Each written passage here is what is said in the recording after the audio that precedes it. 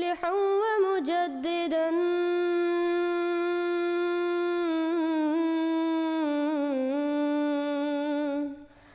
فارنوا بنظر طاهر وجناني.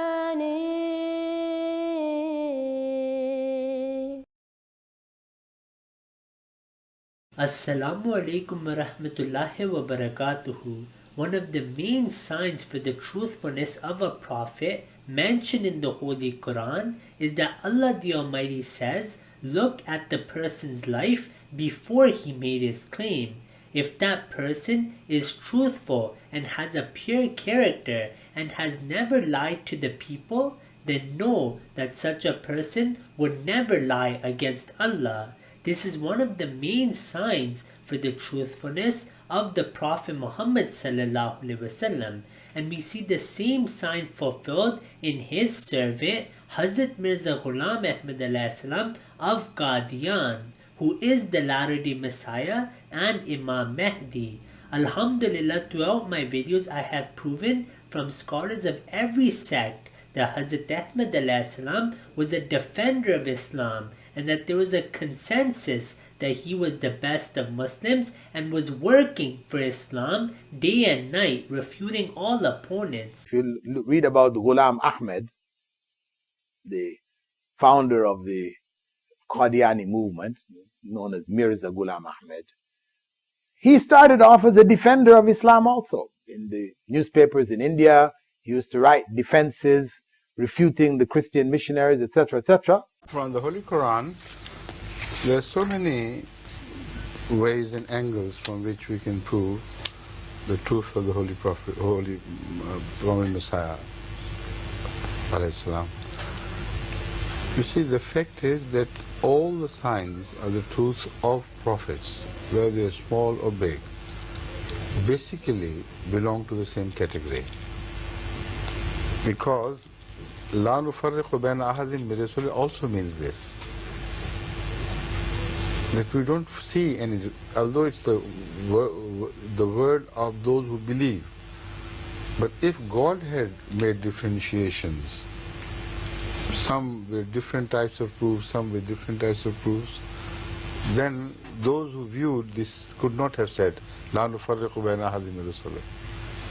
Then there would be tafriq on this and that and that, and so many categories from the point of view of what they bring in support of them or what happens to them would be brought forward, and a man could not claim like the claim made and attributed to Rasulullah and his companions. Now from this I am going to categorize. For instance, this is a universal thing.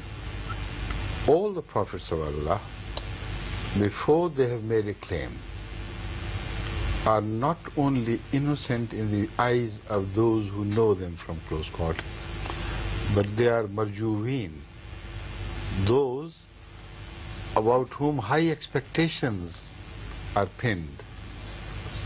Society looks up at them.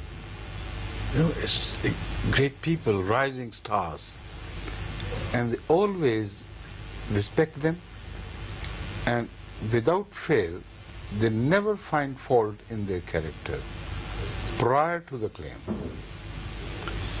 Now, as far as the history of prophets is preserved by the Holy Quran, we see this applicable everywhere. Whatever they said against Noah was after he had claimed. Whatever they said against Saleh was after he had claimed.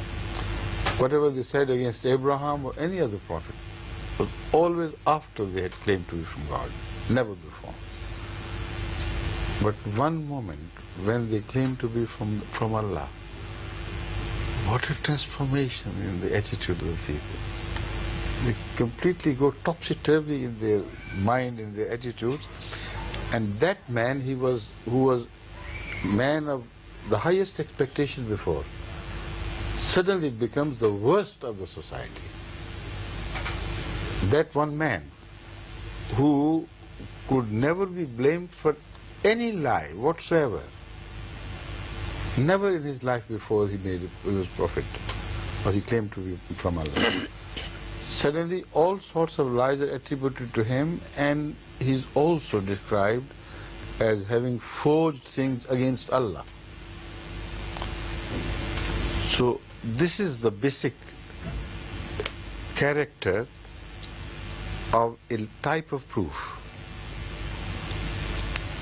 I say it's not a character of the Prophet, it's a character of a type of proofs which is applicable to all the prophets of Allah alike.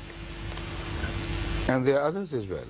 After they make a claim, then the whole society abandons them. Even the next of kin abandon them. And there is no party of strong people from among the society to support them.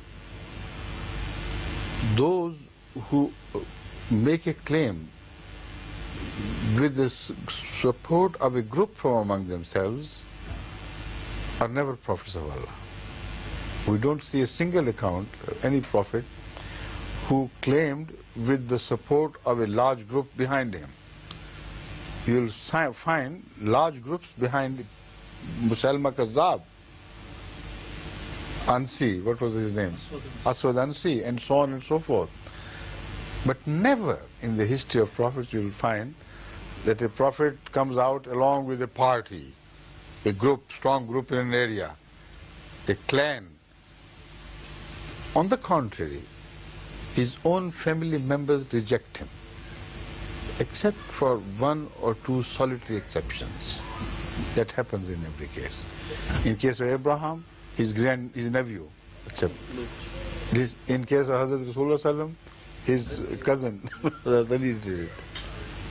So this is another type of proof that they reject him outright, and there is no tribal or clannish support behind him. And in case of false claimants, even those who claimed of Imam Mahdi later on, you'll always find some clannish support behind them. But then comes another. Allah does not abandon them. The whole world does, but Allah does not. Despite the fact that they are rendered totally powerless.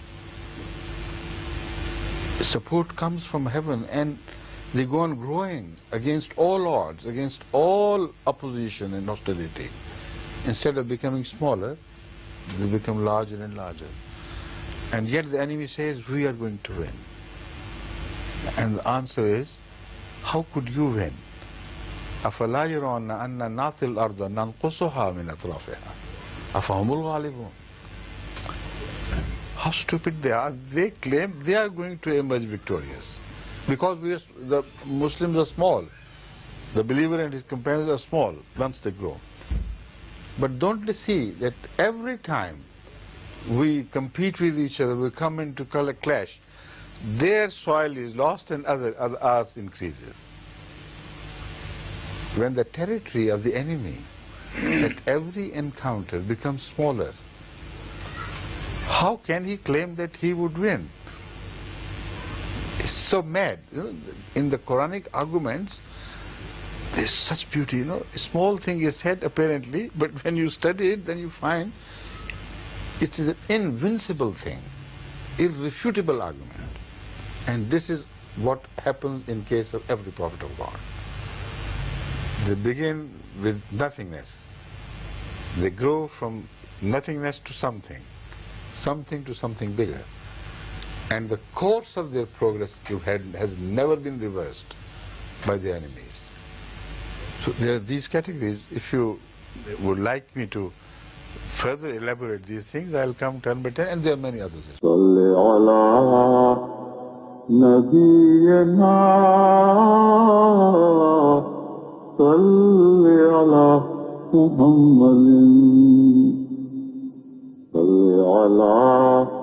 سفينا صل على محمد